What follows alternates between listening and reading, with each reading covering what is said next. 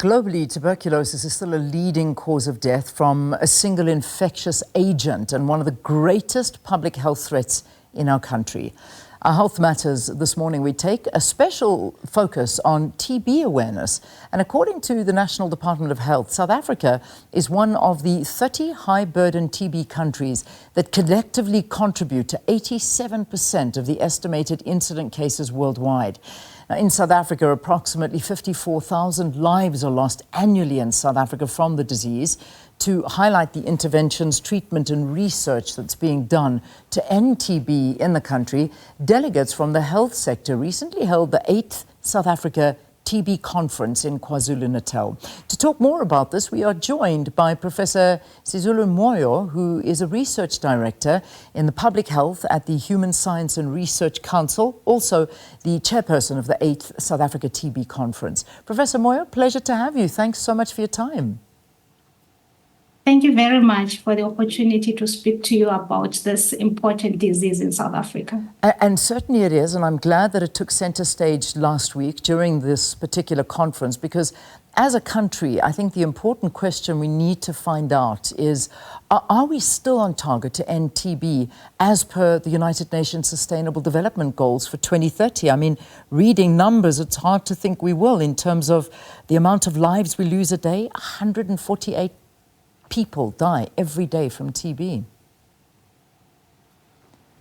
So it's a mixed picture. We definitely are making some progress, but there are also gaps. And this is the reason why our conference was held under the theme Accelerating Progress to End TB. When we did the first TB prevalence survey in South Africa in 2017 to 2019, it gave us very useful information in terms of understanding the epidemiology of TB in the country, where it's happening, where the gaps were. And one of the biggest gaps that we found at that time was that we're missing a lot of people who have TB in the communities. We also learned that a lot of TB occurs and people do not have the symptoms. The viewers may be aware of the 4 common symptoms that we normally talk about when somebody has TB, which is usually a cough, usually longer than 2 weeks duration, sweating a lot, that is excessive at night, losing weight, and also losing appetite. We know that there are other symptoms like a cough that has got blood.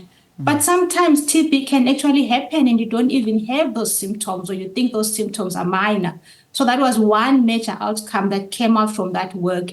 And that has actually galvanized the response in South Africa. For example, since that time, the way in which we find TB in South Africa has taken an additional aspect, in the sense that we now use digital chest x-rays to look at the lungs of people so that we may detect that TB early. So in that sense, we've really, in a way, catapulted from where we would have been if we had not done that work.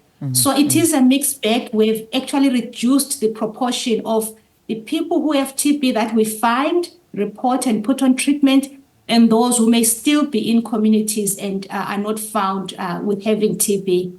Now, in terms of mortality, the deaths, the statistics that you mentioned, it is also something that South Africa has to really work hard. And what is also concerning, or maybe what we need to be aware of, is that we're even doing slightly better in terms of TB-related mortality in people who are living with HIV than in people who are not living with HIV. Yeah. So the underlying message is that TB occurs in all of us. You can have HIV, get TB. You may not have HIV, you get TB. Even if you do not have HIV, you have to take it seriously. Follow all the information in terms of seeking treatment, taking your medication, right up to the end of medication. Yeah. And that's the reality. I mean, because despite years of interventions and current achievements, TB is still a major public health problem here in South Africa. And I mean, I know you've given me the explanation in terms of people perhaps not finishing their medication, but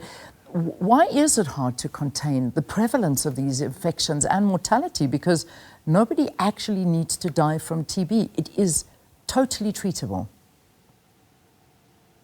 Thank you. So there are maybe 4 major things that came out of the conference, but 2 of the key ones that we really need to take forward in terms of preventing first of all, falling ill from TB and also these large statistics of mortality, we definitely need a vaccine that is effective. What we have at the moment in South Africa and other countries is the vaccine that is given to babies, what we call the BCG vaccine. Now, that vaccine, while it does have some benefit, it is not foolproof. And as children get older, the protection declines, what we call it wanes. And so by the time we get to adolescence and older, that protection is not there to a large extent. So we definitely need a vaccine that will help prevent TB. And what is encouraging is that in this past couple of years, we have seen large investments into developing TB vaccines and also into testing a TB vaccine. And South Africa is one of those countries that is leading in that aspect. We expect that there may be a new TB vaccine in 3 years' time, maybe 2028. That may be something that will be a game changer. However, what is also significant that came out from the conference is that what can we do in the meantime with what we have? One of the things that came out is that the structural drivers are a key part of TB in South Africa. We need to address the issues of poverty. We need to address the issues of food insecurity, nutrition. There is evidence, and we've known this for a very long time, that if we have good nutrition, we can actually prevent TB. And also amongst those who have TB, if we support their nutritional intake, the chances of them remaining on treatment and doing well on treatment are very high. We need to deal with that. We need to deal with stigma and discrimination. How do we treat each other when we know that somebody is TB? How do our healthcare workers treat people present to health facilities with TB? We also need to know, we need that information. As we are talking now, what do I do if I'm coughing? What do I do if I'm living with somebody who has got TB in the home? And the other message is around preventive therapy. Yeah. We know that if you are living in a household and you have got close contact, you work with somebody who has got TB, you are at greater risk of having TB. But we've got medication that you can take to prevent you from developing active TB. So we need people to be aware of that, to request that, to take the medication. And those are the things that will definitely move us forward in terms of preventing first illness. Maybe finally, just to end off, those who are on treatment is long, it's more than a month, it's up to 6 months. It's very important because people can get what we call treatment fatigue, being tired from taking medications. So we need to strengthen our systems of how do we support each other when someone has TB. How do we keep them going on that path until the end of their treatment? So the information and support and different strategies that help to keep people on treatment are also very important. Indeed, and I think you've raised some very important issues, and I'm glad you touched on the stigma thing, because that is still a very big barrier, no doubt, for a lot of people that encounter or, try and seek care for what they do have. Just very quickly, the United Nations documented the association, and you've also mentioned this briefly, but it's a huge one, the association between poverty, undernutrition, HIV, diabetes, and TB. And the concentration of the disease among vulnerable populations constituted major challenges to control efforts. Here in South Africa, what are the public health interventions being done to highlight this?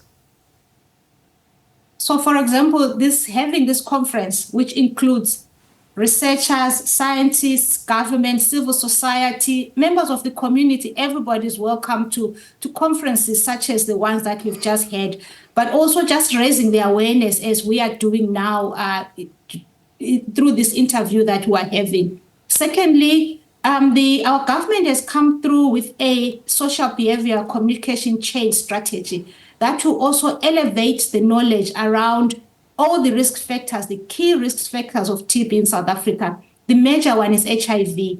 People with HIV in South Africa, we are talking about integrated TB and HIV care. So when somebody is being screened, being tested for HIV, there is also accompanying TB screening and TB testing. So that is one of those interventions that is taking place. We also have the support, nutritional support, as you said, through the Department of Social Development. There are referrals where people can find support and find help if they need support for their nutrition or if they need support for other things. We know that there are many social security support services, like the different grants that people have. Yeah. So when people present and they have got TB, but we also realize that they need additional support, there are those linkages that have been created. And what we need to do is to strengthen those linkages so that people do not fall in between the net. But what is significant is that we need now this bigger, broader, comprehensive approach. For example, our housing. When people are crowded, when people don't live in adequately ventilated homes, the spread of TB then becomes very high. So these are the things that we hope to move forward from this conference. And there was consensus from the delegates. We included government, civil society, researchers and scientists, that we need to move the agenda forward from the structural drivers perspective. Finally, the tuberculosis in children, is it more difficult to detect? And let's talk about treatment for children. And in that answer, if you don't mind, just also giving us an understanding of what the TB incidences in KwaZulu-Natal are looking like now, and the decline. I know it's two answers, but if you don't mind touching on those very quickly for me. Okay, so I'll talk about TB in children. TB in children, yes, is difficult to detect because, you know, for you to confirm 100% that somebody has TB, we do the test, what we call a molecular test, and you can really see that you have the bug. It's difficult. It comes usually from the sputum with spit. So for children, you can understand that it's very difficult to get that spit.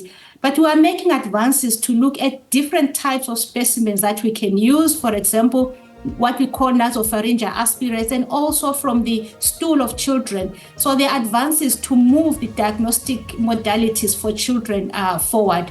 And we know that children suffer the worst outcomes if they are not detected early, and also if they don't get on treatment. So during the conference, we actually had that we are detecting the gap between children who have TB and those who are detected is much larger than it is even in children. But what is encouraging is that South Africa has got a group that is focusing specifically on TB in children, and there is work to improve the detection and the care of TB in children. Okay. Now, I don't have the statistics for KwaZulu-Natal offhand, but we know that in KwaZulu-Natal is one of the high burden or high TB incidence provinces.